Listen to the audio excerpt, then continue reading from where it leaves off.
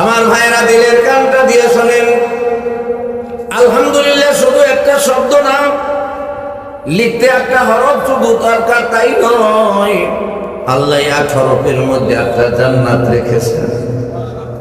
আমাদের এই ভারতীয় উপমহাদেশের প্রাচীনতম বিদ্যাপীঠ ভারতে অবস্থিত দারুল উলুম দেওবন্দ, এই দারুল উলুম দেওবন্দের সাবেক মুহতামিম, অধিক সফল মুহতামিম, বিশ্ববরণ্যকারী, বিশ্ববরণ্য বক্তা কারি তৈয়ব সাহেব রহমাতুল্লাহি আলাইহি বক্তৃতা সম্মিলিত একটা কিতাবের নাম হলো খুতবাতে হাকিমুল ইসলাম।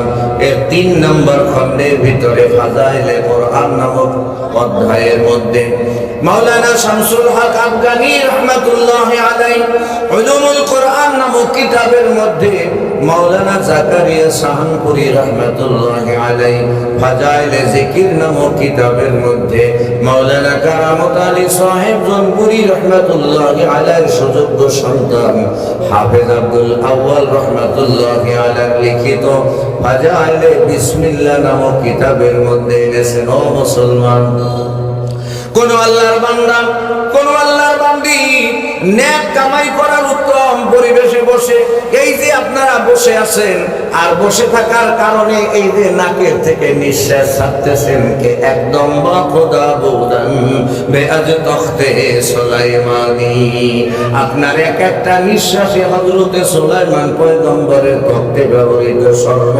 আল্লাহর রাস্তায় দান করার সওয়াব প্রত্যেকটা নিঃশ্বাসে নিঃশ্বাসে আল্লাহ দিতেছে। এই জন্য শুকরিয়া দান যদি আপনি অন্তরের অন্তঃস্থল থেকে একবার, শুধু একবার, ওয়ানলি ওয়ান, শুধু একবার যদি আপনি আলহামদুলিল্লাহ বলেন, উল্লিখিত 4 লাখ কিতাবের মধ্যে এনেছেন, আল্লাহ রাব্বুল আলামিন ওই শুকরগুজারি বান্দা বান্দির উপরে রাজি খুশি হইয়া আল্লাহর অফুরন্ত নিয়ামতে পরিপূর্ণ 8টা জান্নাতের দরওয়াজা এই বান্দার জন্য খুলে দেয়। আপনারা জান্নাতের দরজা খুলবেন না লাগাইবেন?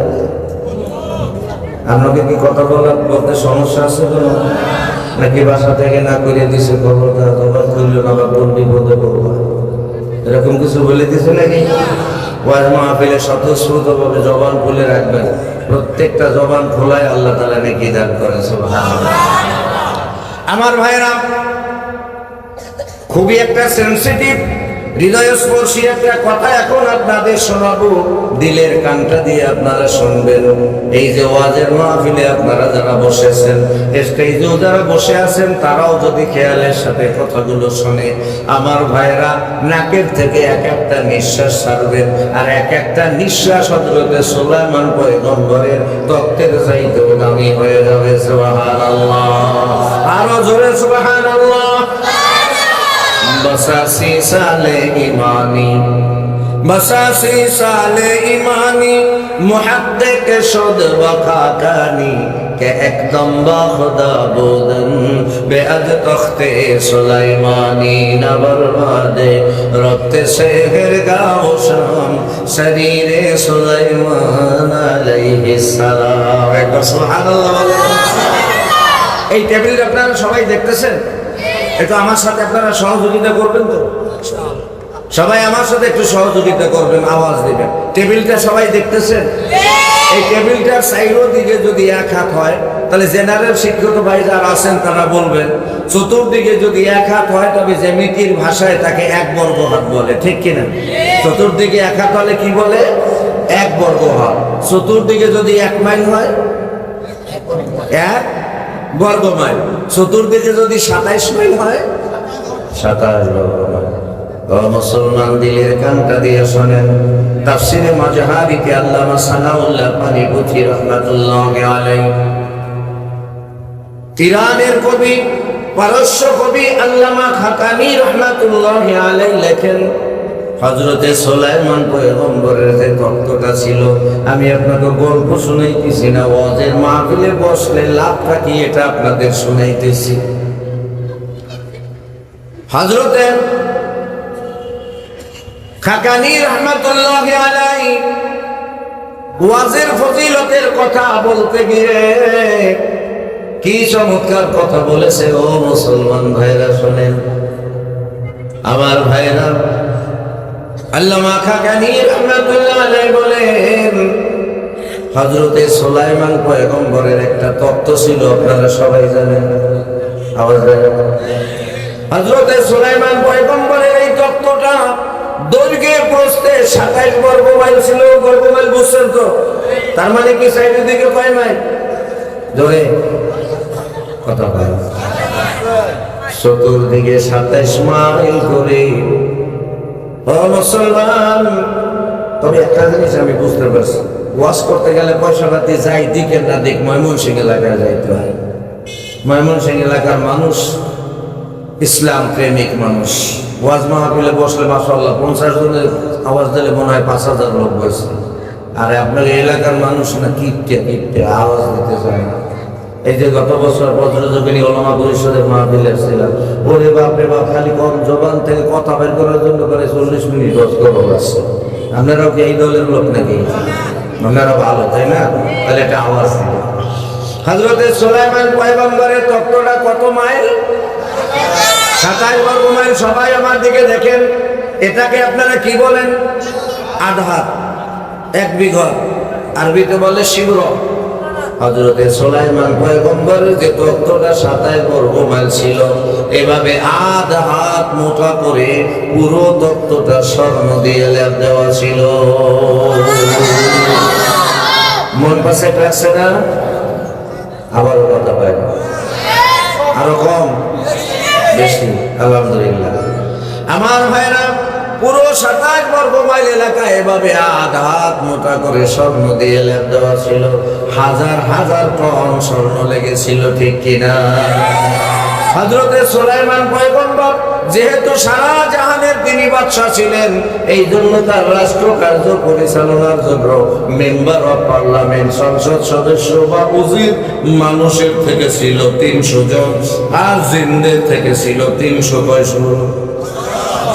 এই 600 মেম্বার অফ পার্লামেন্ট বা সংসদ সদস্য বা উজির যাই বলেন, এদের বসার জন্য ওই তত্ত্বের ভিতরে স্পেশাল 600 চেয়ার তৈরি করা হয়েছিল, যার এক একটা চেয়ারে 8.5 মণ করে স্বর্ণ ব্যবহার করা হয়েছিল।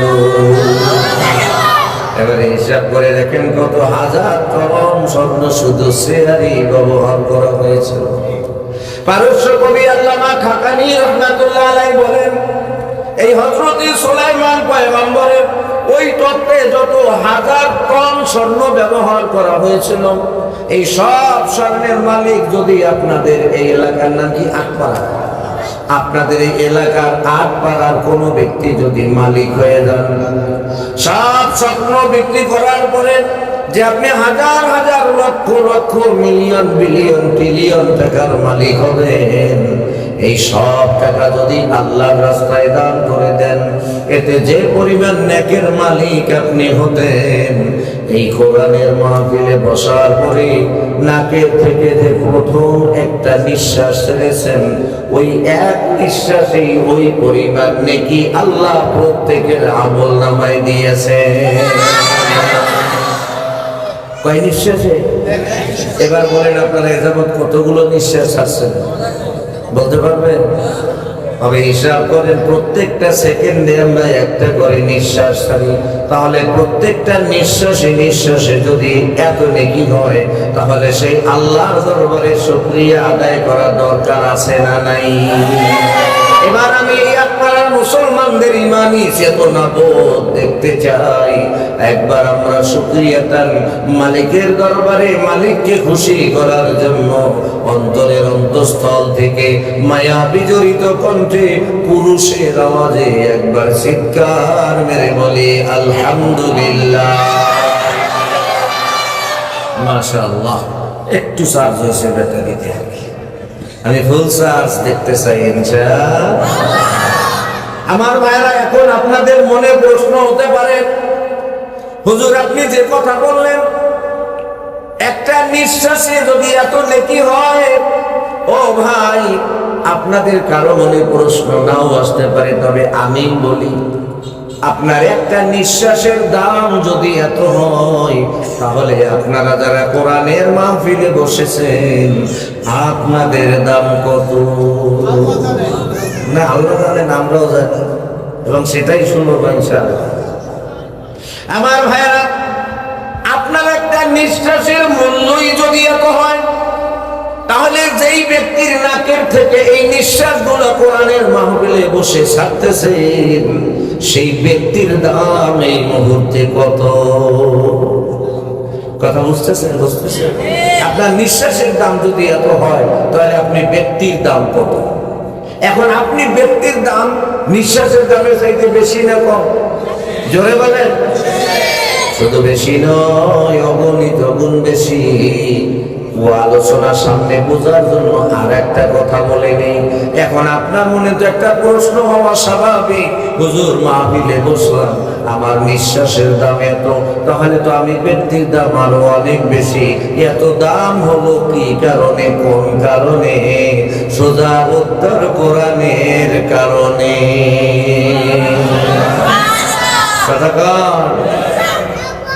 আমার ভাইরা, আসমানি গ্রন্থ আল কোরআন, আল্লাহ আসমান থেকে 104 খানা কিতাব পাঠিয়েছেন। এই 104 খানা কিতাবের মধ্যে সর্বশ্রেষ্ঠ কিতাবের নাম কি? আরো জোরে। কোরআনের দাম সবচেয়ে বেশি। এই দামি জিনিসের সাথে যার সম্পর্ক হয়, তার দাম বাড়ে না কমে? একটা ছোট্ট উদাহরণ দিলে বুঝতে সুবিধা হবে। আপনাদের এলাকায় বাসা বাড়িতে কোরআন শরীফ আসেনি? কোরআন শরীফ একটা কাপড়ের সাথে জড়াইয়া রাখা হয়। কোন এলাকায় জুজদান বলে, কোন এলাকায় গিলাফ বলে। আপনারা কি বলেন? গিলাফ। আচ্ছা, কোরআনের জামার যে কাপড়টা, এটা তো আপনি বাংলা বাজার যাইয়া সবচেয়ে দামি কাপড় আনছিলেন, হ্যাঁ? না গো ভাই না, ঘরের পুরান কাপড় দিয়ে কোরআনের জামা বানানো হয়েছে। আমার ভাইরা, কোরআন আপনি খুলে পড়তেছেন, কোরআনের জামাটা আপনি পাশে রেখেছেন। কোরআন পড়তে পড়তে পা ব্যথা হয়ে গেছে, পাওটা নাড়াইতে গিয়ে মনের অগোচরে সেই কোরআনের জামার সাথে আপনার পাওটা লেগে গেছে। আপনি খুব খুশি? না না, খুশি না, বরং পাউটা যখন ওই কোরআনের জামার সাথে লেগে যায়, মনে হয় যেন কলিজার মধ্যে একটা তীর লেগে গেছে। সাথে সাথে আমরা কি করি, কাপড়টাকে উঠাইয়া ভক্তি ভরে মুখে বুকে লাগাই, মুখে চুমু খাই। এবারে কথাটা বুঝতে আপনার সুবিধা হবে। এই কোরআনের জামার কাপড়টা তো ছিল আল্লাহর মধ্যে দীর্ঘদিন পরে থাকা, ছিল গাটির মধ্যে পোটলা তৈরি ফলসাদের উপরে ফেলাইয়া রাখা। সেই রকম এক সাধারণ কাপড় যখন কোরআনের জামা হলো আর কোরআনের সাথে যখন লাগলো, তখন ওই সাধারণ কাপড়টার এত বেশি দাম হলো যে আপনি ব্যক্তির দামি দুইটা ঠোঁটের চুমার যোগ্য সে হয়ে গেল। কথা বলেন ঠিক কিনা? তাহলে একটা সাধারণ কাপড় যদি কোরআনের সাথে লাগে, সেই কাপড়টা যদি ছোঁয়ার যোগ্য হয়, সাধারণ একটা কাঠ, এখন তো কাঠের রেল পাওয়া যায় না, প্লাস্টিক হয়ে গেছে, এই প্লাস্টিকের রেলের উপরে রেখে আপনি কোরআন পড়েন। কোরআন পড়া শেষ তো ওই প্লাস্টিক কি দিয়া বানাইছে এই চিন্তা আপনি করেন না, আপনি রেল সহ কোরআনটাকে বুকে নিয়ে চুমা খাইতে থাকেন, ঠিক কিনা? কারণটা কি? কারণ এই রেলের কোনো দাম নাই, ওই সাদা কাপড়ের কোনো দাম নাই। দাম হলো আল্লাহর কোরআনের। এই দামি কোরআনের সংস্পর্শে আসার কারণে ওই ফালানো কাপড় চুমা পায়। ওই আজে বাজে জিনিস দিয়ে বানানো প্লাস্টিকের রেহেলও চুমার যোগ্য হয়ে যায়, ঠিক কিনা? সুতরাং আমার ভাইরা, ঠিক তেমনি ভাবে আপনার আমার তো কোনো দাম নাই। আমরা তো এমন জিনিস দিয়ে তৈরি, আল্লাহ আমাদেরকে এমন নিম্নমানের জিনিস দিয়ে বানাইছেন, নাপাক রক্ত আর মাটির নির্যাস দিয়ে বানাইছে। অথচ আল্লাহ তাআলা এইরকম নাপাক জিনিস দিয়ে বানাইয়া আল্লাহ কায়লা কদ কাররামনা বনি আদম, আমি বনি আদমকে সর্বশ্রেষ্ঠত্ব মর্যাদা দান করলাম। আপনি এত দামি হইলেন, কিন্তু ও ভাই, এই দামি মানুষটাকে আরো দামি বানাইয়া দিল কোরআনের মজলিস, ঠিক কিনা? আরো জোরে ঠিক কিনা বলে? সুতরাং আমার মাটির সাথে মিশলে সেও দামি হয়ে যায়। এই জন্য আপনি কোরআনের মজলিসে বসার কারণে আপনার নিঃশ্বাসের দাম এত বেশি। এবারে বলেন, তাহলে আপনার দাম কত আপনার জানা দরকার আছে না নাই? আহা, কোরআনের মাহফিলে বসেছেন ও ভাই, কোরআন যারা পড়ে তারা হলো তালিবুল ইলম, ঠিক কিনা? এই তুমি এখানে এসো, স্টেজ বই আর একজন লোক কত বেশি যাবে। আচ্ছা, এই যে ছাত্রটা আপনার অত মনে মনে ভয় পাইছে, আচ্ছা এই ছাত্রটা আপনারা দেখতেছেন না সবাই? এই যে মাদ্রাসার একজন ছাত্র, আমরা বলি কোরআনের পাখি, আমার দিনটা কাটে এর চাইতো ছোট ছোট ওই যে ছোট ছোট বাচ্চা আছে এদেরকে নিয়ে। যেহেতু আমি একটা মাদ্রাসার পরিচালক, হেফজুল নুরানি এবং আপনার নাজরানা, 2-3টা বিভাগে আমার মাদ্রাসায় রয়েছে।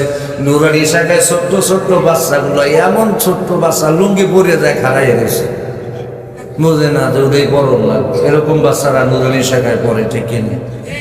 আপনি কি একবারও চিন্তা করে দেখেছেন ওই ছোট্ট বাচ্চাটা যে ভালোভাবে কথাও বলতে পারে না, ওর দাম কত?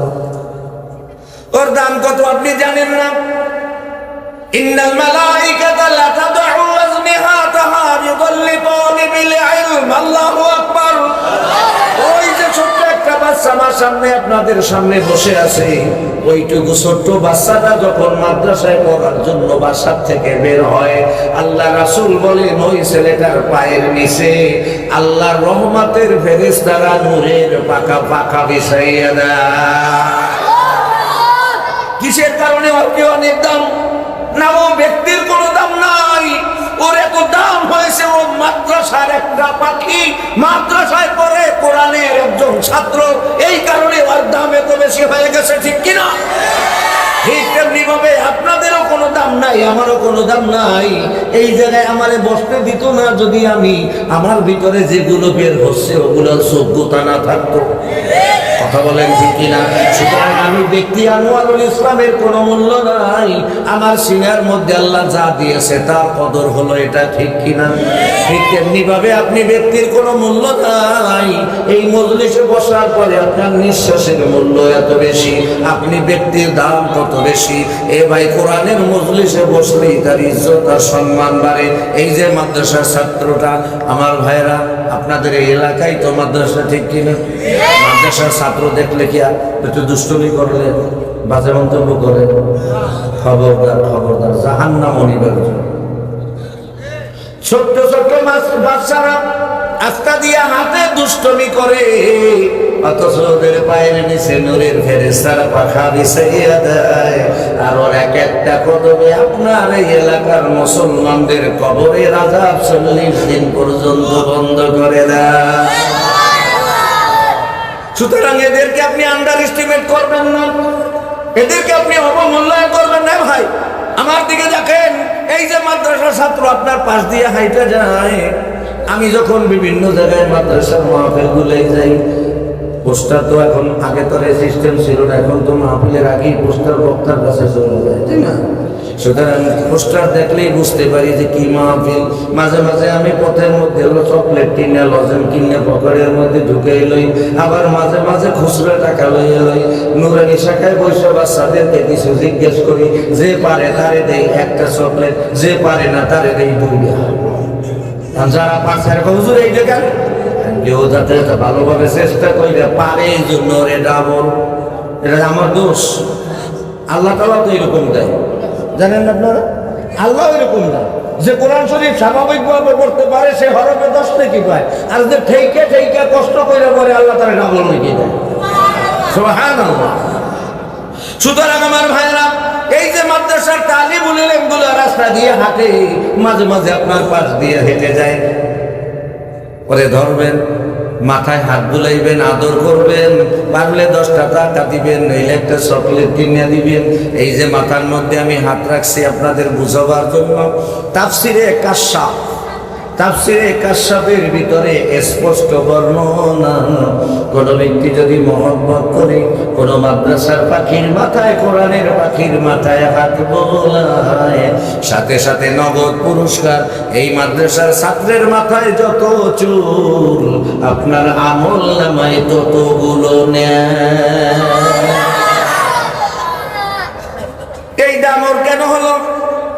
ওর মাথার চুলের পরিমাণ দেখে বাবু যদি খালি মাথায় মহব্বতে হাত বলে এত দাম কেন? না না, ওর ব্যক্তি কোনো দাম নাই। ও যেহেতু কোরআন পড়ে, এই কোরআনের ইজ্জতে ওর এত দাম। কথা বলেন ঠিক কিনা? ঠিক তেমনি ভাবে আপনারা যারা এখানে বসেছেন, আপনার একটা নিঃশ্বাসের মূল্য সুলাইমান পয়গম্বরের তত্ত্বের চাইতেও বেশি। তাহলে আপনি ব্যক্তির দাম কত?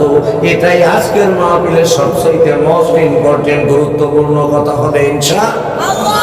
আমার ভাইরা, নিঃশ্বাসের দাম তো বুঝলেন, এবারে আপনার দাম কত? ও মুসলমান, পর্দার আড়ালের মা বোনেরা দিলের কানটা দিয়ে শুনবেন। মাদ্রাসার সাথে শত্রুতা স্থাপন করবেন না, মাদ্রাসার সাথে বন্ধুত্ব করার চেষ্টা করবেন। তালিবুল ইলমকে ভালোবাসবেন, উলামায়ে কেরামকে মহব্বত করবেন, ভালোবাসবেন। আল্লাহ রাসূল বলে গেছেন, তোমরা আলেম ওলামাদের সাথে এত বেশি যাতায়াত করো, এত বেশি সম্পর্ক করো, যেন কাল হাসরের ময়দানে তোমাকে দেখলেই চিনতে পারে। সুবহানাল্লাহ। আপনারা আমার কথা বুঝতেছেন সবাই? খুব দিলের কান দিয়ে শুনলেন মুসলমান। আপনার নিঃশ্বাসের দাম তো পাইলেন, এবারে আপনি ব্যক্তির দাম কত শুনলে, আজ থেকে আপনি আর কোথাও ওয়াজ মাহফিল শুনলে সেখানে যাইতে মিস করবেন। ও মুসলমান, এই যে আপনারা কষ্ট করে শীতের মধ্যে বসে আছেন, বক্তার আকর্ষণ নয়, আকর্ষণীয় বক্তা তো আগে চলে গেছে, ঠিক কিনা? হ্যাঁ, বাতের সব গেছে না? হ্যাঁ, আকর্ষণীয় বক্তা চলে গেছে, এবারে আমরা আছি জোড়াতালি দেওয়ার বক্তা, তাই না? কিন্তু আমি বিশ্বাস করি বক্তার আকর্ষণে আপনারা বসে নেই, আপনারা বসে আছেন কোরআনের মহব্বতে, ঠিক কিনা? এই যে কষ্ট করে কোরআনের মহব্বতে বসে আছেন, কোন মানুষ যখন কোরআনের মাহফিলে ধৈর্য সহকারে আন্তরিকতার সাথে খেয়ালের সাথে বয়ান শুনে, কারি তৈয়ব সাহেব রাহমাতুল্লাহ আলাইহি বলেন, সে যেন কোরআনের সাথে বন্ধুত্ব করে নিল। সুবহানাল্লাহ। আমার ভাইরা, দুনিয়ার বন্ধুরা বড় জোর কবর পর্যন্ত যায়, আর কোরআনের সাথে বন্ধুত্ব করলে কোরআন কবরেও চলে যায়। কোরআনের সাথে সবাই বন্ধুত্ব করতে রাজি আছেন? কারা কারা আল্লাহরে দেখেন না? তাকবীর। কষ্ট দেব না ভাই। আমার ভাইরা, কোরআনের সাথে আপনাদের বন্ধুত্ব অলরেডি হয়ে গেছে। এই যে আপনারা বসে আছেন দীর্ঘ সময় ধরে, কোরআনের সাথে আপনাদের বন্ধুত্ব হয়ে গেছে। আপনারা এলাকার এই মাদ্রাসাটাকে সুন্দর করে সাজিয়েছেন। আমি বিশ্বাস করি এই এলাকার মানুষ স্বতঃস্ফূর্তভাবে এই মাদ্রাসার সাথে জড়িত আছে, ঠিক কিনা? আমার ভাইরা, উলামায়ে কেরামের সাথে সম্পর্ক রাখলেন, মাদ্রাসার সাথে সম্পর্ক রাখলেন, মাদ্রাসায় দান সদকা করলে, তালিবুল ইলমদেরকে ভালোবাসলেই আল্লাহর কোরআনের সাথে বন্ধুত্ব হয়। সুবহানাল্লাহ। ও মুসলমান, দিলের কানটা দিবেন, আর শুধুমাত্র একমাত্র আমার দিকে কানটা লাগাইয়া তাকাইয়া থাকবেন। বড় মজার কথা, এর আগে শুনেছেন কিনা আমি জানি না, তবে শুনে থাকলেও মজা পাবেন। কত বড় দাম আপনারা, আপনি খেয়াল করেন। আমার ভাইরা, এই যে কষ্ট করে আপনারা বসে আছেন, আমার ভাইরা, ফজরের নামাজ শীতকালে পড়তে অনেক আরাম, তাই না?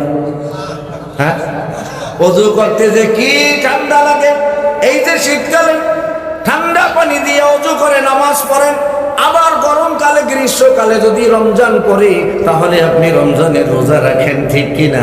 এই যে শীতকালে নামাজ পড়ার, গরমকালে রোজা রাখা কষ্টের কাজ না আরামের কাজ? কষ্টের কাজ। এই যে এভাবে 5 ওয়াক্ত নামাজ আপনি পড়েন, আবার নিসাব পরিমাণ সম্পদের মালিক হলে আপনি হজ করেন, যাকাত দেন, এগুলোই হলো কোরআনের সাথে সম্পর্ক স্থাপনের কারি তৈয়ব সাহেব রাহমাতুল্লাহ আলাইহি এভাবে 27টা কারণ উল্লেখ করেছেন। আমি মাত্র কয়েকটা বললাম। এইভাবে আপনার সাথে কোরআনের সম্পর্ক যার হয়, সেই কোরআনের বন্ধু হয়। সুবহানাল্লাহ। আমার ভাইয়েরা, পবিত্র কোরআন শরীফে সূরা ফুসসিলাত, অনেকের কোরআন শরীফ আবার হামিম সাজদা লেখা থাকতে পারে। পবিত্র কোরআন শরীফের সূরা হামিম সাজদার 30 নম্বর আয়াত। এই যারা আপনারা কোরআনের মহব্বতে বসে আছেন, মা বোনদের জন্য নির্ধারিত জায়গায় যারা বসে আছেন, দিলের কানটা দিয়ে শুনবেন, কোনো দিকে খেয়াল নয়, শুধুমাত্র আমার দিকে খেয়াল করে কথাগুলো শুনবেন। এই যে কষ্ট করে আপনারা বসে আছেন, আল্লাহ না করুক, আল্লাহ না করুক, আল্লাহ না করুক, যদি এই সম্পর্কটা আপনার থেকে কোনোদিন ছুটে না যায়, তাহলে মরার আগে আল্লাহ আপনারে একজন ফেরেশতা পাঠাইয়া 3টা শুভ সংবাদ দিয়া তারপরে মরণ দিবে। সুবহানাল্লাহ। আরো জোরে কষ্ট হচ্ছে, ভালো লাগতেছে, ওলা বান্দায় ভালো লাগতেছে, মন্ত্রীকে সাইডা দিলে বাসি, তাই না? না ভাই, যত বসে থাকবেন নিঃশ্বাসে নিঃশ্বাসে কত নেয় ভুলে গেছে, ওই না কইতেই থাকবে রে ভাই। আমার ভাইরা দিলের কানটা দিয়া শুনবেন, যাদের সাথে আল্লাহর কোরআনের সম্পর্ক হবে দুনিয়ায়, আমার সাথে আমার কত বাংলাদেশের একেবারে টেকনাফ থেকে তেঁতুলিয়া, সারা বাংলাদেশের সকলগুলো জেলা সফরের অভিজ্ঞতার আলোকে বলছি, বাংলাদেশে হাজার হাজার পরিচিত বন্ধু বক্তা আলেম ওলামা রয়েছে। আমার ভাইরা, আমার মা বাবা, ভাই বোন, আত্মীয় স্বজন, আপনজন, যাদেরকে যত বেশি ভালোবাসি, আর যত গুড ফ্রেন্ড হোক, বেস্ট ফ্রেন্ড হোক, আর বেটার ফ্রেন্ড হোক, কিংবা বোসন ফ্রেন্ড হোক, যত ফ্রেন্ডই হোক আর মা বাবা হোক, কেউ কি আমার কবরে যাবে? আপনার কবরে যাবে। কিন্তু আল্লাহ রাসূল বলেন, তুমি কোরআনের সাথে বন্ধুত্ব করো, কোরআন শুধু দুনিয়ায় নয়, তোমারে জান্নাতে না পৌঁছাইয়া কোরআন আলাদা হবে না। আমার ভাইরা, যেই ব্যক্তির সম্পর্ক দুনিয়ায় কোরআনের সাথে থাকবে, ওই ব্যক্তির জান কান্দানি যখন শুরু হয়ে যাবে, অপারেটর ভাই একটু সময় মুসলমান, একটু সময়, যাতে কথাটা আর একটু টানে। আমার ভাইরা, দিলের কানটা দিয়ে শুনবেন, ও মুসলমান, আপনার আমার মৃত্যুর সময় যখন ঘনিয়ে আসবে, মাওলানা আবুল হাসান, দলিল নাই, মাওলানা আবুল হাসান রওজাতুস সালেহিন নামক কিতাবের মধ্যে পবিত্র কোরআন শরীফের সূরা হামিম সাজদার 30 নম্বর আয়াতের তাফসীরের আলোকে উনি লেখেন, আল্লাহ তাআলা কোরআনকে একজন ফেরেশতার সূরত দিয়া আপনার চোখের সামনে দাঁড় করিয়ে দিবে।